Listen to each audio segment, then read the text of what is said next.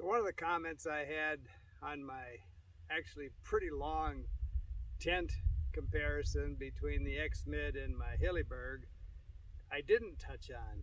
I thought I hit everything, but I did get a comment about the length, and the commenter was 6'1", 6'2", and was wondering, how tall I am. I'm 5'9", and so that is an issue, not just with the Hilleberg tent, but any small one-man tent, be it a $700 DCF single wall tent or this.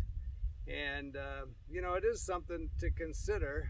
I'll take you inside for a tour here in a minute, but it fits me perfect. And again, I'm buying a tent for me, not for you, so you got to figure out what's good for you. I'm not saying a 6'1" person couldn't fit in this tent, but it's 84 inches. You've got a pad you're on. You can see how it drops down and narrows at the end, so you could have some issues with your feet hitting the inner tent.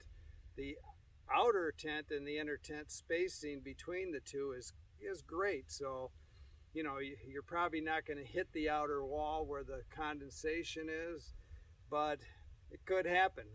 How do you twist and turn and slide around on your pad? I mean, all those things you have to take into consideration, because most people just don't get on that pad, go to sleep, and wake up in the exact same position. You slip and slide around on those things, and so you could end up with your head at one end, your feet closer to the other end.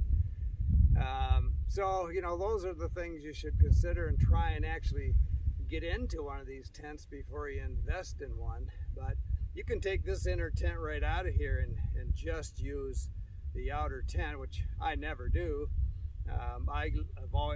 It's been together since I've had it, and I've never taken it apart. But if you were in a season where there weren't any bugs, you would have a lot more room in here, and it'd be a single wall tent if you did that. But I'll take you inside and show you the floor plan as it is with the inner tent in it, and you can kind of see what I'm talking about as far as space at your feet, at your head, and make your decisions from there. Somebody else commented that why would I compare the X-Mid to the Hilleberg, saying that this is basically just a heavy bivy sack, which this is not a bivy sack. I did the whole CDT in a bivy sack. I won't be going back to a bivy sack.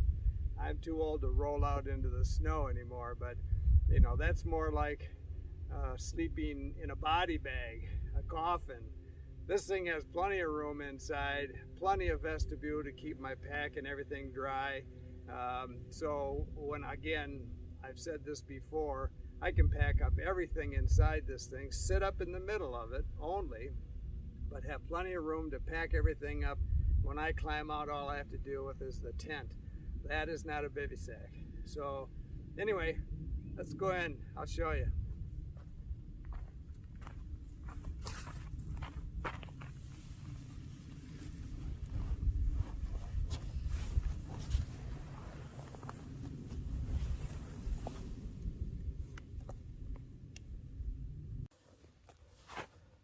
So this would be how I would lay, and I've got plenty of room at the far end. Trying to get you some perspective here of what I've got room-wise at the foot end. At the head end, I still have, plenty of space here, and you can add some loft when you add the sleeping bag, but basically I still don't hit this outer wall at 5'9". I'm in my bag, I've still got room, but it is tight. And so he makes a good point. At 6'1", would he have to deal with hitting the walls?